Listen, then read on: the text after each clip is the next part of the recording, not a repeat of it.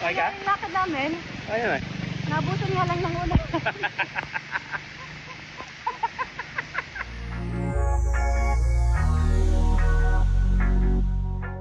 Paglalakad nga ng mag-asawang Iya Villania at Drew Arellano, nauwi sa kanilang paliligo sa ulan. Okay naman. Okay ka? Yung lakad namin, Ay naman. nabutan nga lang ng ulan.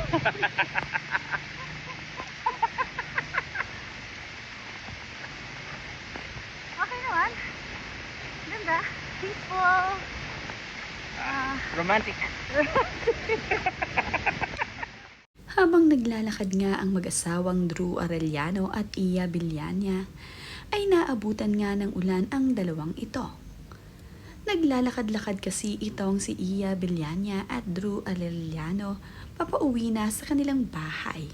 Ito nga ay bilang ehersisyo nila mag-asawa.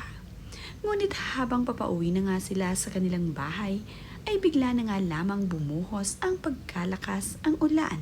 Kaya naman, wala nang nagawa itong si Drew Arellano at itong si Iya Villania, kundi ang maligo na nga lamang sa ulan at i-enjoy ang tubig na pumapatak sa kanila.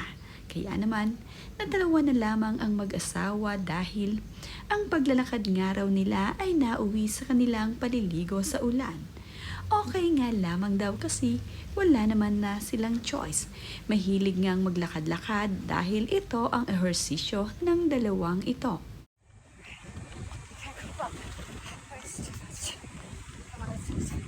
PR guys. Woo, sweet demon. Come on.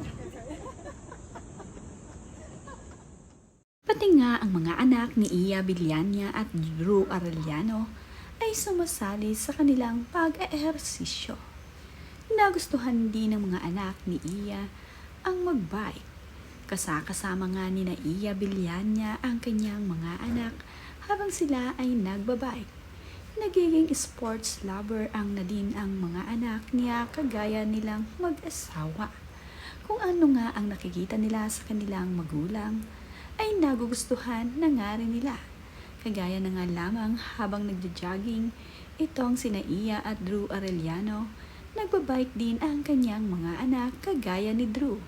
Pati nga itong si Duday ay natutunan na nga rin ang gumamit ng go-kart habang ang mga lalaki niyang anak ay nagbibisikleta.